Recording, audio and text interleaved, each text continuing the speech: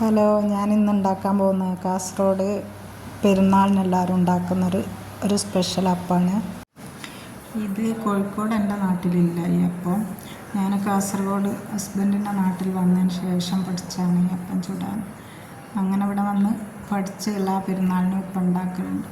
നല്ല ടേസ്റ്റാണ് തിന്നാൻ, നല്ല കറുമുറു ടേസ്റ്റ്. വേറെയും കുറേ അപ്പങ്ങളുണ്ട്, അതിൻ്റെ എല്ലാം ഓരോരോ ദിവസം ഓരോ വീഡിയോ ഇട്ടോ. പിന്നെ നിങ്ങളില്ലേ ഇത് കാണുന്നോല് ഈ റെസിപ്പി ഒന്ന് ഉണ്ടാക്കി നോക്കി നോക്ക്, നല്ല രസങ്ങളൊക്കെ. നമ്മളവിടെ പെരുന്നാളിനൊക്കെ ഗസ്റ്റ് വരൂലേ, അപ്പോൾ വരുമ്പല്ലോ ഇത് ജ്യൂസും ഈ അപ്പങ്ങളും കൊടുക്കലാണ്.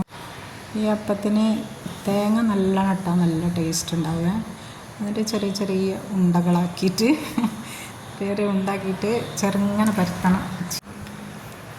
വലുതാക്കുന്നതിനേക്കാളും കുറച്ചുകൂടി ഭംഗി ചെറുതാക്കിയാൽ കാണാനും കഴിക്കാനും ടേസ്റ്റ് ഉണ്ടാകുക.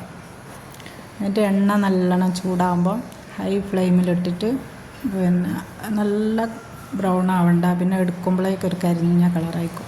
അതിന് നല്ല ബ്രൗൺ ആകുന്നതിന് കുറച്ച് മുമ്പ് എടുക്കണം, അല്ലെങ്കിൽ എള്ളൊക്കെ കരിഞ്ഞിട്ടുണ്ടാവും. അപ്പോൾ എല്ലാവരും ഒന്ന് ഉണ്ടാക്കി നോക്കിട്ടോ.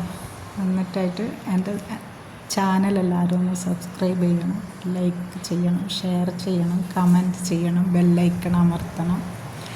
എന്നെ എല്ലാവരും സപ്പോർട്ട് ചെയ്യണം കേട്ടോ. ഞാൻ ആദ്യമായിട്ടാട്ടോ ലോങ് വീഡിയോ ഇടുന്നത്. ഇതിലെന്തെങ്കിലുമൊക്കെ പ്രശ്നങ്ങളൊക്കെ ഉണ്ടാവും. പിന്നെ കാസർഗോഡുകാരുടെ അപ്പങ്ങൾ ഇത് മാത്രമല്ല കേട്ടോ, പെരുന്നാളിന് വേറെയും കുറേ തരം അപ്പങ്ങളുണ്ട്. അപ്പം ഞാൻ അടുത്ത വീഡിയോയിൽ വേറൊരപ്പം കാണിച്ചു തരാം കേട്ടോ. എല്ലാവരും കാണണേ.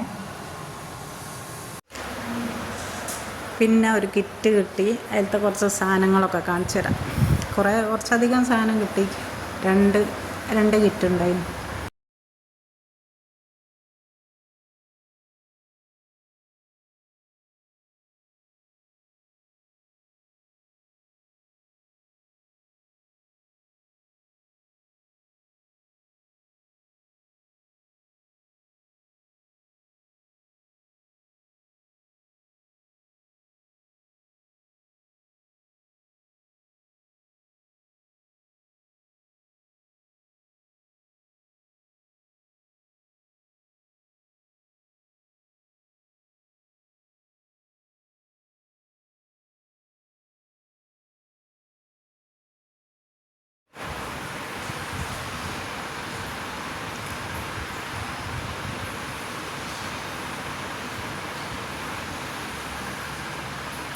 ഇത്ര സാധനങ്ങളാണ് കിട്ടി.